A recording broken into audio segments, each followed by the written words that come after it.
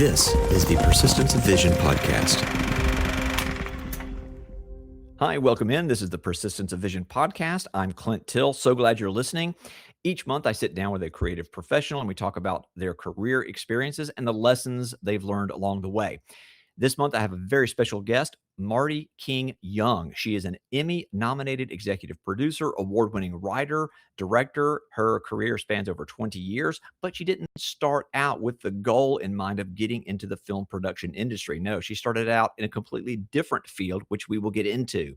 I first met Marti through our mutual experience as advisory board members for the DeSoto Arts Institute. And so when it came time to lining up another guest, I called up Marti and asked if she would come on, and she was so gracious with her time. And I think you'll really, really enjoy this conversation. So without further ado, here is my talk with Marti King Young. Marti, thanks so much for coming on the podcast today. Thank you for having me. I appreciate it a lot.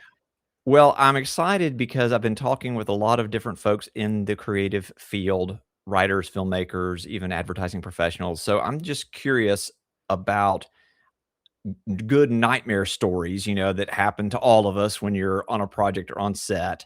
I'm curious about lessons that people learn from maybe mistakes they've made, things that we would look back on as we're older now and say, boy, if I'd only done it this way, I could have been in a different place. Or maybe like, hey, I'm glad this mistake happened, or I'm glad this happened to me because then I learned something valuable from that experience. Yeah. I want to get into your writing career a little bit because working in creative fields, we all face, the collaboration that is part of this process where we're in a room with opinions and we're in a room with a lot of different thoughts about different things. So I'm curious, as you were first beginning your writing career, what was that first big note that you received from either a fellow writer or a writer higher up on the ladder than you, more experienced, or a producer or somebody where at the time maybe you were just kind of gutted or devastated by somebody picking apart your work, but then maybe something that it taught you about your resilience and persistence and maybe how it informed your skill set as a writer? Yeah. Gosh, when I came on board and started learning how to write, I went to Vanderbilt University in Nashville, and my screenwriting mentor was William Akers. And I was there, and I don't know. I don't know if it's because I'm an athlete. Okay. I trained for the Olympics for gymnastics. So when I know that I want to get somewhere, I know that there's going to be pain involved. You have to climb a mountain. You're going to get your leg cramps. You're going to need better equipment. You're going to have to stop and rest, things like that. So I sort of approached writing the same way. So when I gave him my pages, I would literally say, bathe them in red. I'm not afraid. And I wasn't, because I wanted to get better. And so, I'd write what I thought was really good, and he'd show me all the reasons why it wasn't. And I was like, oh, that makes perfect sense. And I've never really gotten hurt over anything like that. And when I receive notes, I can divide them between either subjective notes or objective notes. Subjective notes are, well, I wouldn't do it this way, that sort of thing. And for me, I throw those notes out because, okay, that's great. You wouldn't do it that way. It's not your story. That's fine. Just go up there. Objective notes are things like, I don't understand why the bunny didn't go around the tree. I don't understand where the book came from. I don't, those things. Yes. Why did they make this choice when everything she was leading up to, it just seemed out of character for her? Those are things where I would go back and go, oh my gosh, you're right. I need to go back and look at that. That's a great skill that you have, that you can go in with that kind of attitude that like, hey, mark this thing up. I can take it. I'm not afraid. I'm not like that. I get very, very close to the things I'm working on. I get very emotionally invested. And so I'm just curious, like, is that a skill that you can develop? Is that something you're kind of innately born with? Were you taught that? Like, what would you say to other, like, younger folks that are maybe, or even me, who needs a little bit of a thicker skin from time to time? Yeah. Okay. So I think I sort of already had it a little bit, but I think what cultivated in me is that when I started getting really serious about my writing, if I gave it to a person and they got they gave me back a note and I didn't like it, like I didn't agree with it at all, I would give my script to another 4 people. So 3 of those people were not even in the industry. 2 people were. This is how I do my scripts. And the reason is because the people not in the industry are literally just reading about story. They just want to know the story. And the people in the industry, they're looking for different things. And they call out different things in your script, like technical things, like don't put a camera in motion here. Don't put cut to, you don't need this or that. So I would give them I started giving them to these 5 people. And if they came back with the same note and it's the one that I didn't like, then I knew I had a problem. Yeah, that makes sense. Two or 3 of them came back with the exact same thing. Okay, it's my problem. That it's an issue. It's not just you don't like me, I don't like you, we just don't get along with our, you know what I'm saying? Like, because you can be nice to people, but if you write a different way than I do, it's harder for me to read it, or that sort of thing. So I think that really helped cultivate it too. And I could really sit with it, because I would it's almost like majority rules at that point, it's just like, oh, okay. Yeah, Right. yeah. And is there a level of trust, though? It sounds like you're sending it to 3 or 4 folks. It sounds like these are people maybe that you trust have your best interests at heart. So it may Yeah. be that it's a little bit easier to take their feedback than it would be from, like a professor you hardly know or something, or Yeah. somebody Well, else that's at a I can workshop tell or you, something. yeah, yeah. I can tell you, I do not send it to family, because family just, oh, Oh, you're the, yeah. I never send it to family. Um, I yes, I do trust these people, and these people are the type of people that know that I'm like, bathe it in red. If you don't like it, show me why and where and how.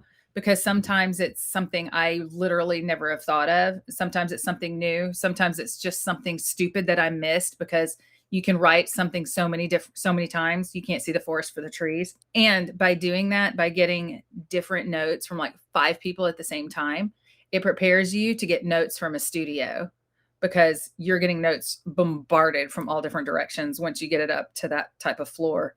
And they don't always agree. Yeah. 'Cause Well, they're for just, sure. Yeah. yeah. Yeah, I've experienced that on a small scale. I was working on a short film script that I'd like to do next, but haven't produced it and handed it to a few folks. And like you were saying, most of these folks came back with the same note about the Mm, same thing in the script. So it was like, "Hey, remember when your teacher would repeat things in class and then write that thing on the yeah, board and yeah, that was gonna be on the test?" So yeah, it's like, "Oh, okay, so these 4 people have almost the exact same note. I should probably pay attention to this." And yeah, right now that script is sitting in a drawer because I can't really crack this, how to fix this problem, and that's a whole other story that I won't get into. But, the title of my podcast is Persistence of Vision, so I'm very interested in what type of persistence it takes in this field to kinda keep going. So, for someone like yourself who is a writer, I'm sure there were moments when or maybe there weren't. Were there moments where you were writing on spec at some mhm, point? Okay, yeah, so I would say maybe I would ask you this, like advice to other writers maybe that are looking for a way into a writer's room, or they're writing things on spec, and the kind of persistence that you had to demonstrate and the things that you were up against that kind of helped get you through some of those tough times maybe earlier on in your career. yeah. So, okay, so the first thing that I really came up against was, people trying to tell me that Hollywood wasn't gonna buy certain things. Like, nobody Mhm. wants to see this or that.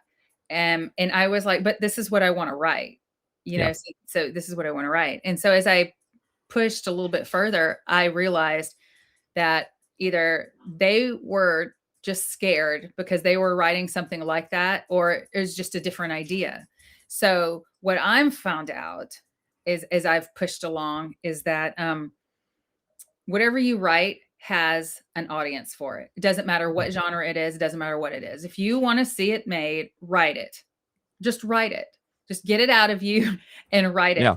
Don't worry about what's selling right now, because it takes so long for something to get from sold to made. They're looking for something else already. So don't worry about it. Just do what you have, just use your authentic voice and be genuine. And so Right. if you present your writing like, here it is, either you're for it or you're against it, doesn't matter to me, but Are you on my team? Yes or no? It's a different way of looking at it. So if what I would do is I would go to different events, and people call it networking, and I hate that word. I Yeah. don't think it's networking at all. I think that puts pressure on the person being approached and the person doing the approaching, Yes. because it's transactional. Yep. And if you just go to events with the goal, I'm going to walk away with 2 new friends, it's going to be a lot easier. And those people will help you because you actually are friends now, because they Mhm. want to help their friends. I want to help my friends, you know? Yep. So ignore, things where it's like, oh, you have to have an agent to do certain things. You actually don't. You can actually call up production companies and Hmm. say things like, hey, I would really like to get my script into XYZ's hand. Can you tell me how to do that? Or can you give me a name? Where do I need to send this? What's the correct protocol? I want to approach this respectfully. You tell me what I need. Do I need my rep to do it, or can I just present it? Hmm. If you say that, you sort of squeak under because they assume you sort of have the rep, and then they're like, "Oh, send it Interesting. to Angela. Here's her address." Okay. Oh, okay, cool. So it's, you send things to Angela. Next thing you know, Angela's like, yes, go ahead, send me the script. Now it's not unsolicited. She solicited you for it. Filmmaking the way it is right now, where you can write something and almost anybody you can film it almost on anything now. Just get it out there. Like, don't let people tell you no. My Yeah. whole thing is nobody's words gets to be my cage. People's Yeah. words are not my cage, and I just have a very plucky, I don't know, response to things. If somebody says, you can't do that, I immediately are like, who are you to tell me what I can and can't do? Excuse Yeah. me. You're not this gatekeeper, and as long as I've noticed that as long as I just stay who I am and I'm nice, doors just open because people want to help people who are nice. I'm altruistic. I'm not looking for transactions. Mhm. I'm literally looking for relationships. Because if you go to a networking event and you have somebody walk up to you that just goes, "Hi, I just heard you speak. Will you read my script?" Oh Whoa, my god. dude, I Yeah. don't know you, you know? Yeah. But if I have somebody come up to me and say, "Marty, I have 3 Shih Tzus too." "Oh my gosh, do you really?" And now we're talking about Shih Tzus, and they're Yes. very smart. And they're like, Yeah. "I'm not gonna ask you to read anything. I just wanted to tell you I had Shih Tzus too." "Okay, that's great." And then, they're like, "We should keep in touch." "Yeah, we should." "Okay, there you go." And Yeah, get you yeah. there's emails, and then it goes from there. And that's a respectful way to do it because you're learning each other, you're friends. Yeah, I spent 10 years as a freelancer in video production in my early 20s to early 30s, and I was at a lot of networking events trying to just drum up business and talk to Yeah, people, and gosh, I will never forget at one event, this guy just is working the room, and all he's doing is just handing out business cards, and he'd hand out a yeah, business card, and he'd go to the next person, and, "Hey, come," and it just, oh my gosh, 20 years later, I still think about it because of just how icky it all felt, where yeah, when you can feel it, you can feel the insincerity. It's like, "Oh, you don't really care about me. You don't really care yeah, about my business or, like, who I am as a person. You're just wanting something from me," and yeah, you could sense that, from a lot of folks. yeah. It's like you go to a family reunion and it's that one relative who's going around asking everybody for money. And it's just like, don't. That's not Yeah, what we're here for. yeah. But It's just a great thought about, no one's words are a cage for you and your potential and what you can do. And I think for me personally, I think my own mind and my own thoughts can certainly be a cage for myself, of course. and I think like, I'm pushing 50 right now. And some people might say, "Oh gosh, Clint, you're still young." And others might say, "Woo, 50, Clint. Oh my gosh, you're getting pretty old." I know my kids might say that. But, for someone like middle-aged person like myself, I've been to some film festivals where I've met a retiree who said, "I just kind of got into filmmaking, started getting interested in this." Yeah, There may be some middle-aged folks out there who listen to this that might say, "Hey, Marty, I I'd like to do this, but I feel stuck, like I'm too old now." What can we say to those kind of folks? Yeah, I actually deal with some of those people, Yeah. actually, and I tell them the exact same thing. I'm like, "Don't let people's words become your cage." The one thing that I really love about this industry is that they'll accept you no matter what color, creed, age you are. We are such an accepting industry just for who you are and what you bring to the table. Um, I think anybody can do anything. But that I'm too old for that. That's a limited belief, and I don't have those. And I refuse, absolutely refuse to think that I am too old to do anything. Now, I am old enough to sit there and go, I'm not going to do that because that is unsafe for my body. Right. I do not want to get injured. Yes, yes, and I'm very careful about that. Yeah. Um, Yeah, 'cause I'm a but that's I used to water ski a lot and kneeboard and wakeboard, oh, and yeah? and now when I fall, I'm like, "Ah, this is fun, but man, it hurts a lot more than it used to. So maybe I should rethink just Yeah. how much I'm doing out there." So I understand that. I can't speak to somebody's psychology, you know what I'm saying? Like, Yeah. if they've been taught from birth that there there's a certain time frame, that's just what they're gonna believe, you know? I don't. I'm 51 years old, and I'm about to direct my first feature in 2027. It's on the books. So, I'll be 52 at that time. So what? Yeah. It's gonna be great, you know? So I'm excited. I'm really excited about it, and I've earned it. I've worked really hard to be able to get to that point, and I wouldn't trade anything that I've gone through because it's made me learn to get to this point. I've been able to speak in front of folks before about video production and video marketing, and when I get a chance to do that, I still feel a little intimidated by it thinking, "Oh, well, I'm not an expert in anything. I'm still learning. I'm still trying to Yeah, gain all this knowledge," you know? So I think there's, um I can have that imposter syndrome a little bit myself sure. where, I've been doing video production for, 25, Yeah, 30 years. So, yeah, there's some things that you don't realize just maybe how much of an expert you are until someone says, "No, no, yeah, you are knowledgeable." But I think yeah, that humility of always wanting to strive to get better and to learn something, that's what I'm trying to do is try to learn a little bit something that I can take to the next project. And sure. I know that when I've had the chance to direct some commercials, I'll watch the DP and the gaffer, and I know they've kinda looked over their shoulder at me from time to time, like, "No, we're getting there. Hang on. We're still setting things up," and as if I'm looking over their shoulder being Yeah, impatient, and I'm like, "No, no, I'm learning something yeah, here from what you guys are doing. This is yeah, really yeah. interesting." So, even though I've been on sets a number of times, I'm still trying to figure things out and learn how to Mhm, get better at it. of course. But with your background specifically, though, I'm interested because you this was not like a straight path for you coming up into writing. So I'm curious, like you coming into writing and filmmaking from a whole different background, how that happened and maybe how that previous life has kind of informed your life now in a way. Yeah. Yeah, so, I was an EMT. I worked on an ambulance, worked in an ER, and after about 6 or 7 years of that, I was like, "Oh my gosh, I need to save my back." So I went and I started working at Vanderbilt University.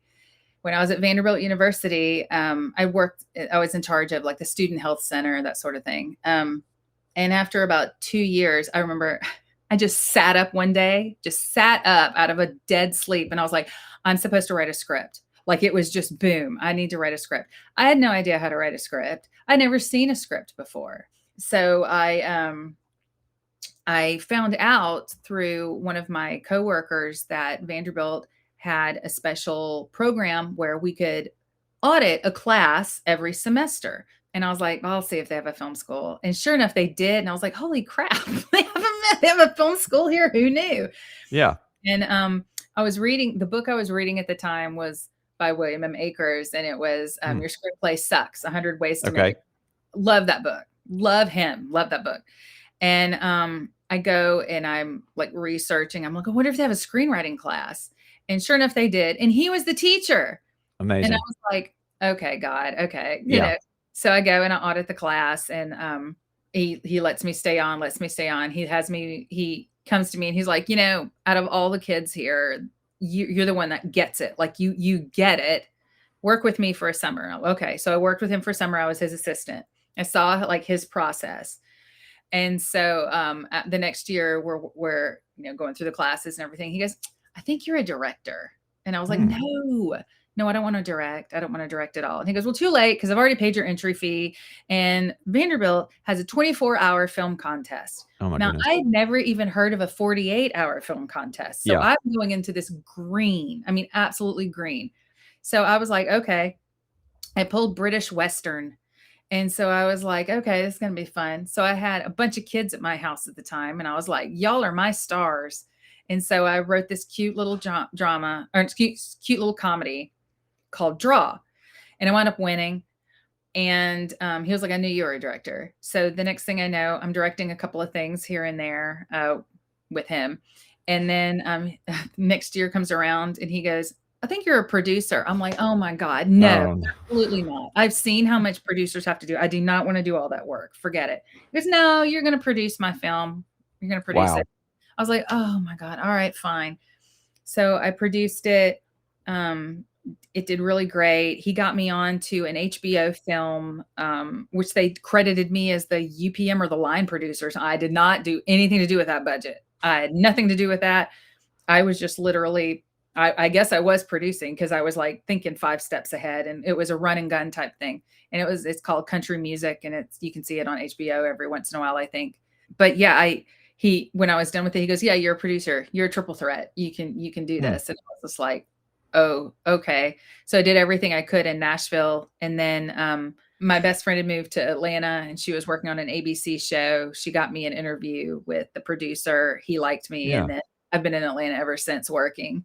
It says a lot about, I mean, what do you think that says about someone in your life that's pushing you into what you think at the time is a very uncomfortable position, because you're saying, oh, I'm not a producer. Oh, I'm not a director.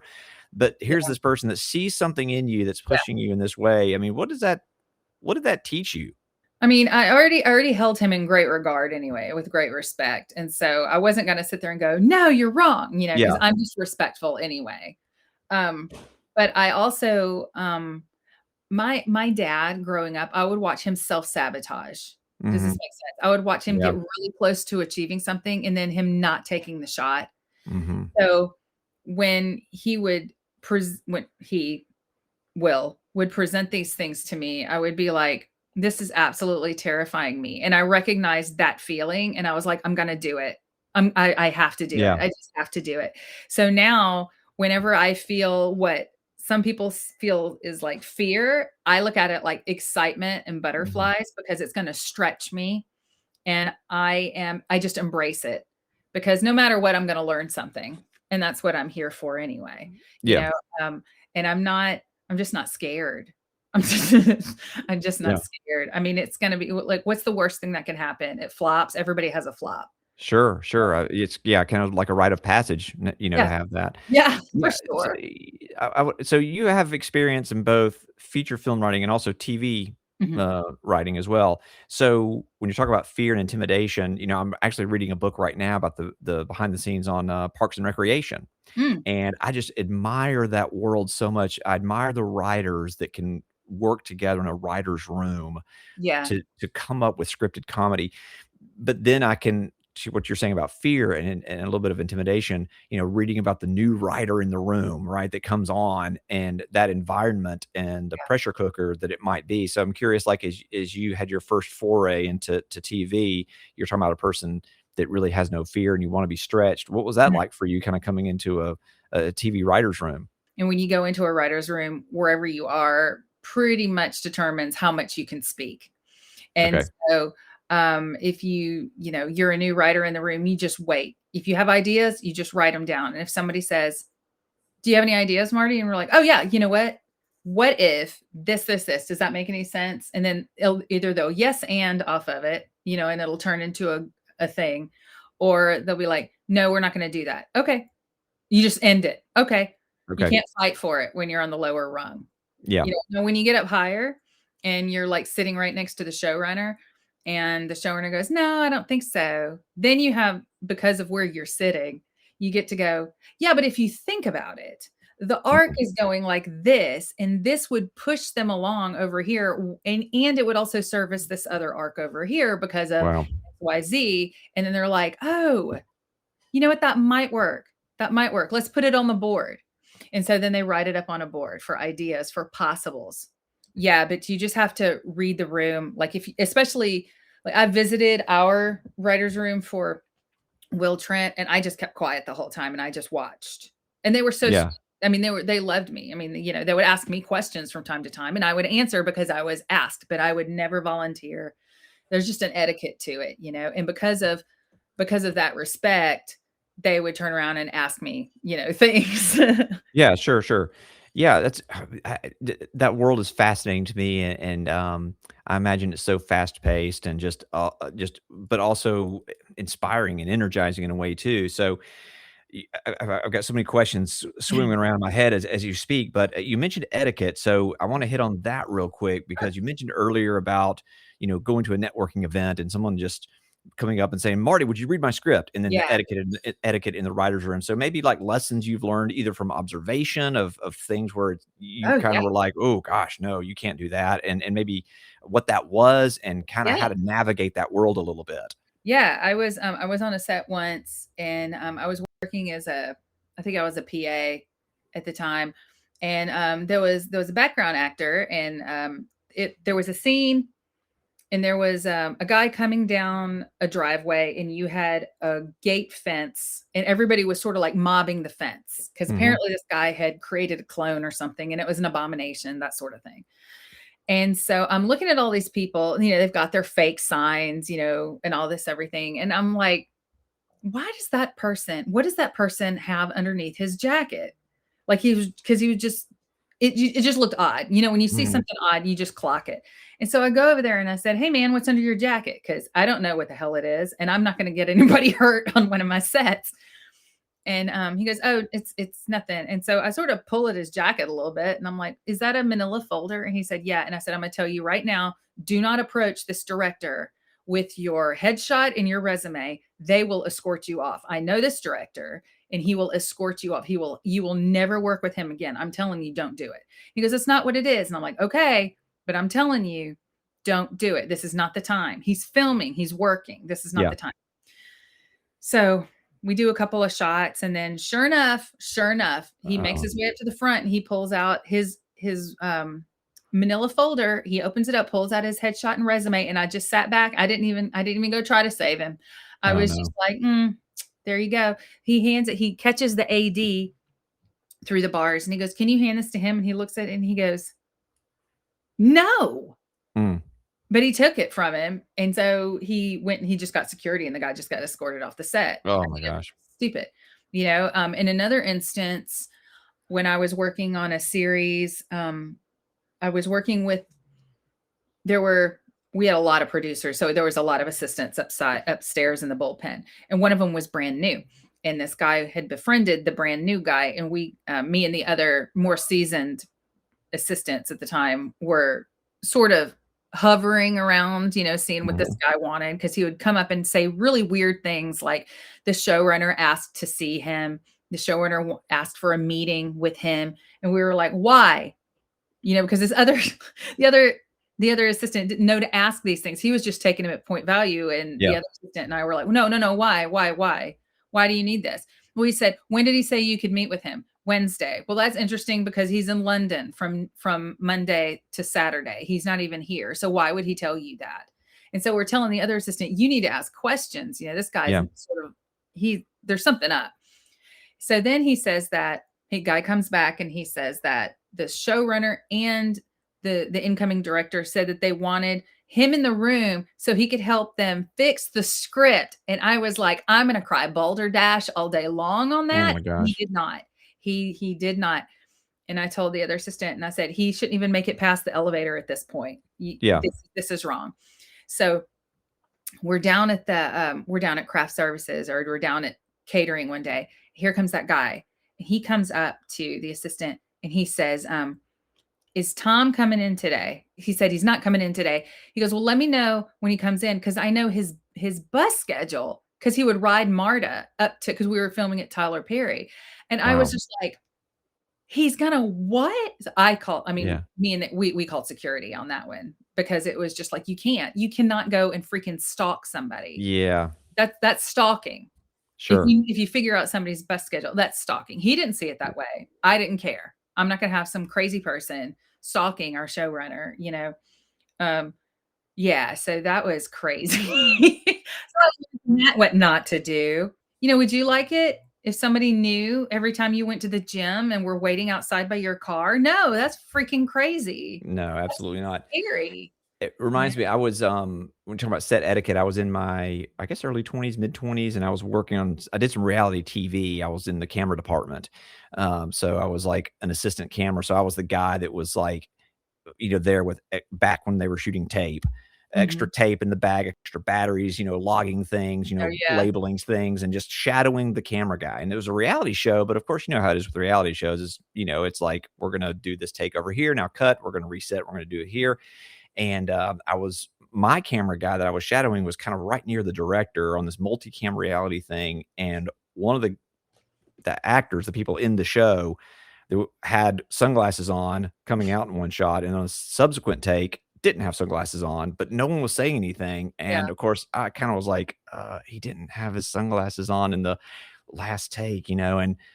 director kind of whips around like, what? Like, who said that? And I mean, just being naive, I shouldn't have said anything, but unfortunately, I didn't get into any trouble, and I didn't get fired or anything like that. But and I was right. I mean, the guy, it was a continuity error that no one was talking about. But Yeah. when you talk about, like, there are things that you learn along the way just from experiences, mistakes you've made, or things you've observed. Like, okay, yeah, even though I was right, probably shouldn't Yeah. have done that or said that. One of the biggest things that I learned on a set was we were filming an FX series, and we had our producer come in, and she was female, and she wanted all the department heads to be females. It's in the middle of the Me Too movement and all this other stuff. Okay, admirable. That's great. So what they did is they went out and they hired females as these head of departments. What I saw was they were hiring people because of their sex, not because of their knowledge. Mhm. And they set them up for complete failure, which Mm. hurt my heart because these Yeah. women had worked so hard to get where they were. If they had hired the person who was correct for the job, no matter what they were, male or female, and had that woman come alongside them to work as their assistant or their protege so she could learn, Right. then she could go off and have a great career. But Mhm. we went through 3 costume departments Mm. because they kept putting these women in charge that had no idea how to handle the stress, no idea how to handle the load, no Mhm. idea what to do when all of a sudden the director turned around and said, I need 20 more extras. And we didn't have the clothing right there, you know? Yeah. So it really, I understand what they were trying to do. And I think that Sure. that's admirable, but you need to do it smart. You Mhm. know, if a person hasn't done something before, don't give them the wheel. You have to give them Yeah. training wheels. You know, you have to give them along, make sure that they're going to be wobbly for a while, and they should be. Mhm. You that's how you learn. But give them the chance to do it, because now I don't know if these people have ever worked in the Mm. industry again, because Yeah. it gets word of mouth, you know, Right. and it's not their fault that they just weren't set up for success. So that was really one of the biggest things that I really did learn, to put the best person in there for the job. And Mhm. then if you have your friend or whatever who's gunning for it, just be like, you can be their assistant, learn it. You have to learn it first. Prove it to me that Yeah, I you can. mean, because I started out as a set PA, and that's the first thing I noticed is just how fast paced everything is. And I'm looking around going, oh, there's no time for anyone to just stop and show me how to load the camera or how to do whatever. I've Yeah, got to, like, observe and just kind of listen and watch. And then, that is not the time for questions. yeah. There's just no time to learn. Yeah, and it's a different pacing. Like, this wasn't a feature. When you're on a feature, you know, you have your location set up for the next 35 days. We know where we're gonna be. We have our one-liner. The only thing that's gonna change anything is the weather, and we'll just Hmm. swap a couple of days. We already know where we are. When you're working in TV, you're prepping for the next episode while you're filming an episode. Mm. So it's Yeah. not like it's constant. And on this one, where they brought these poor women on, it was a series with 3 timelines, and we were filming it non-linearly too. Oh, So man. yeah, it was just like, why would you? Why? Yeah. Just Ooh. why? And these poor women were just, oh, I just felt so horrible for them. And so at the end, sure enough, they were like, well, I guess we just have to bring on whoever. And it was a guy that came on, not that he was, Mhm. you know what I'm saying? But he knew he Yeah. had done it before. And it was just like, okay, thank you. So then we could breathe. We didn't have Mhm. to worry about that department anymore, And so it was, really unfortunate. And I watched that on another movie that I was on.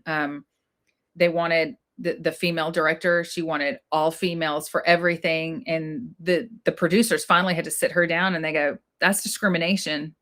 It Mm. is discrimination. I know what you're trying to do, which is great. We can interview whoever you want, but you're going to take the best person for the job, and she didn't. Mm. And and same sort of thing, but it is what it is. But it taught me a lot, in how to who to put around me, Yeah, But yeah, when I go to film diversion, I am putting people around me who love and adore me, and I love and adore them, and they do not want me to fail. It's Mhm. like they will not let me fail, and I love that, and I feel so secure and so safe with them. Um, that's my goal, and Yeah. I know how to lean on my team. Like my director of photography, if he says that shot's not going to work, I'll just say, tell me why. He'll tell me why, and I'll be like, what do you Mhm. suggest? And trust him, you know? Yeah.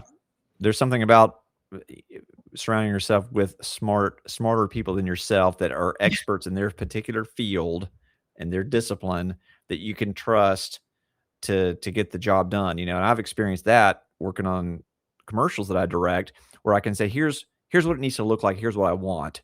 Right. And they instinctively, as professionals, know exactly. I don't have to tell them, "Put that light here," or, "We need a little something over here," or, "You know what? I need to put the camera over here." They just go Right. and they do it, and then we'll take a look at it, and you trust those people to get the job done, and it looks great. Yeah. Yeah, exactly. Trust your team. Trust your team, but have a good team, Sure. Yeah. you know?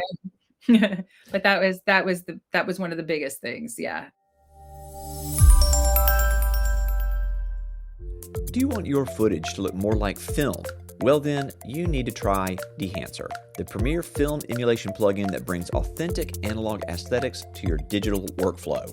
Dehancer has over 60 iconic film profiles, 130 plus camera log options, realistic grain, halation, bloom, film damage, and advanced tools like LUT generators and color pipelines.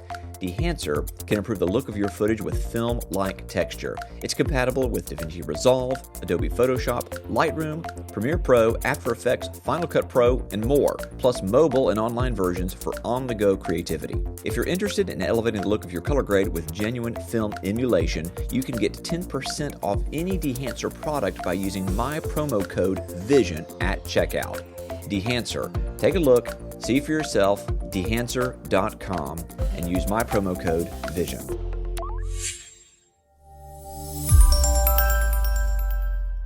One of the first movies I ever worked on, I was an assistant and I was severely bullied, and I watched the producers bully the crew. And this particular producer would walk out onto the set, and the first person that made eye contact with him, he would fire. And he Mm. would say, "You're fired. You're out of here. You're out of here." I mean, just to do it, just to prove everybody that he's the one in charge. I don't lead that way at Yeah. all. That's terrorism to me, Yeah. So, I mean, we never knew. I didn't know if I was ever going to get, on if my head was on the chopping block. Who knew? I mean, I it was just whoever, he paints. So it was really, really difficult. Um, and you'd see things on the set or people would come to you, and I was just like, I can't go to this producer with that. I can't do anything. Now that was because I was younger and naive, and I was like, I didn't want to rock the boat, because you're told that if you rock the boat, you won't get any more work. Yeah. So now, fast forward 5 or 6 years later, I'm working on another show with another producer, and 2 women on 2 separate occasions come to me and tell me that the second AD has said really rude and racist things to them. And these are in 2 totally different departments. So, and this second AD, they do have to go and talk to everybody. And so I said, okay, and they've come to me several times, but the second time I was like, all right, I'm going to go talk to the producer. And, this time I'm like, this needs to be dealt with. It's not, I'm too scared to walk in the room. It's like, there's a problem here and this should be dealt with. And so when I happened to tell this producer, what these women said, this guy, he literally goes, you can't tell me that. You can't tell me that. I'll have to fill out a report. Now, first starting Marti, I would have been like, oh my gosh, okay. And I would have piddled out because I wouldn't have said anything. Now I've worked in the business about 5 or 6 years. And I was just like, well, this was a nice run in this industry. And I closed the door behind me and I just stood in the room with him and I just went, you're the problem. You're the problem. You're the reason why people like Harvey Weinstein get away with what they get away with. You're the problem. And he was like, what? No. I said, you have 3 daughters. And you just told me that if somebody came to, if I came to you about your daughters, would you be doing something about this guy? If they was talking bad about your daughters, if he was approaching your daughters like this, that's not what this is. It is what this is about. You have favoritism. And, and I was just like, no, absolutely not. You're the problem. Wow. I'm going to go tell these girls. And I told him this. I said, I'm going to go tell these girls what you just told me. And when Disney Legal calls me, I will tell them every single thing that you just told me. Every single thing. And so he was like, I didn't. I said, whatever, it's fine. Fully expecting to get fired after that. He never fired me. So I go to the girls and I said, these are the numbers you need to call. You need to call this number. You need to call this number, this number. Both of them were brand new. Both of them were like, no, I don't want to rock the boat. I don't want to rock the boat. I want to have a job. And so then I was like, okay, you're the problem. Yeah. 2, because y'all are perpetuating this cycle. Somebody has to stand up and say something. I can't do it because you told me what happened. I didn't see it. Mine is hearsay. I can say you came to me, but I can't go and report this. It's hearsay. And so nobody ever reported it. But I figured out at that point that I had a backbone and that what I would and would not put up with. So that was a good lesson for me at that time. Gosh, I tell you, my heart's just racing listening to that story because I'm not the type of person that really is very good in times of conflict. But yeah, you're right. I mean, you need people that speak up. You need people that, I mean, I could experience, I think anybody that's just starting out in any industry can kind of empathize with that a little bit because I remember just trying to get started in a freelance world in my early 20s. You didn't want to rock the boat because you didn't want to have bad word of mouth and you want to be able to get the next job and you don't want people to spread things. I get it. I can empathize a little bit, but yeah, I mean, to have people that can have that backbone and stand up for what's right and, get in someone's face when it's called for is certainly an admirable skill, something that can be done and be done diplomatically and professionally, of course, but yeah. Wow. Incredible. I'm curious, I'm going to take a huge left turn here, but just getting back to the writing discipline for a second, do you ever get writer's block? And if you do, what do you do about it? I went to a writer's retreat in Costa Rica with Jacob Kruger, and he has a podcast called writeyourscreenplay.com. And he explains, he's got a great podcast episode on writer's block. And I listen to it at least twice a year because it's so good. And what it taught me and what I now teach is your brain is fully formed when you're 4. Okay. So everything is being sifted through metaphors by your 4-year-old brain. That's why when you have dreams, they're all weird and wonky because it's your 4-year-old brain trying to make sense of things in your subconscious. So you have a creative side and you have a logical side.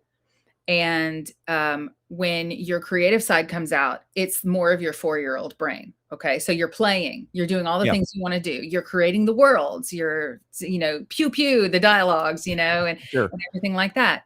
And so while you're writing, you come up to something and you bump up against it and you're like, why can't I figure out this scene? What is this? What is this?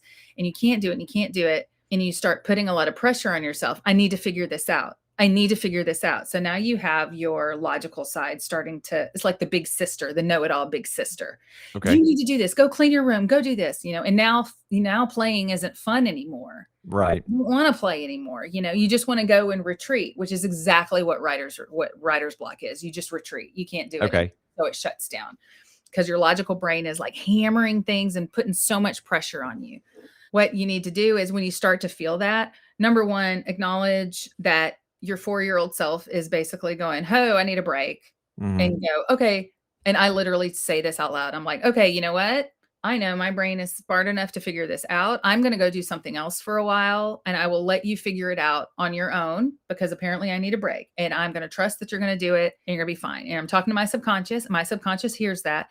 And my subconscious really does keep working while I'm doing laundry or cooking or starting to outline a completely different project to give myself a break, right? I've taken the pressure off of me. And because of that, my subconscious is, and I've not spoken harshly to myself either, Mhm. because believe it or not, when you say things like that, or even when you think things, thinking things is one thing, but when you say it, you've used a different part of your brain. And then when Mhm. you've heard it, you've used a different part of your brain. So you've got a trifecta Yeah. of things going on. And so now when those 3 things happen, it locks it in place. So Mhm. that's why you have to be very careful and you should speak nicely about yourself. So if you start to feel like, because I used to go, "God, I'm so stupid. Why can't I figure this out?" And then I would just feel Mm. myself lock up. And Yeah. I'm not stupid. I know I'm not stupid. And I don't talk to myself like that anymore. When you give yourself that space and that time and you go to work on something else, it might be the same day, it might be 2 weeks, but all of a sudden it'll just go clunk, there it is. And you'll be like, "Oh, Wow. thank Yeah. you." But some things that you push up against too are because they are unresolved issues in your psychological makeup and your brain is protecting you. Hmm. So if you're just like, "I don't want to go there. I don't want to go there. I don't want to go there," like, why? Just get curious and just be like, "Why? What is this making me feel?" It makes me feel like I did when my dad said this. "Oh, okay. Okay. We're closer now." Yeah. Like, why? How did that make you feel? It made me feel inadequate. It made me okay. So now you understand that you not being able to write the scene is making you feel inadequate. So do you see where the thread is Right. coming in? Yeah. So if you can identify those things, you can expose those things. And when you shine a flashlight on those things, they sort Yeah. of dissipate. And you're like, "Okay, well, that's what that is." And when you realize that your brain is protecting you from some sort of trauma or some unresolved conflict, and you go, "Okay, I recognize that that's what this is. I'm going to let you figure out how to do it. And Mhm. I'm going to go read a different book, or I'm going to go do something else. I'm not going to worry about it because I know you've got it." And if you just say it like that, your 4-year-old hears it. Your 4-year-old knows it's not in trouble, and your 4-year-old will work on it. And I know that sounds really weird, but that's what has always worked for me. Mhm. And my students that have done this, they're like, "This is like amazing." It works for them. Yeah.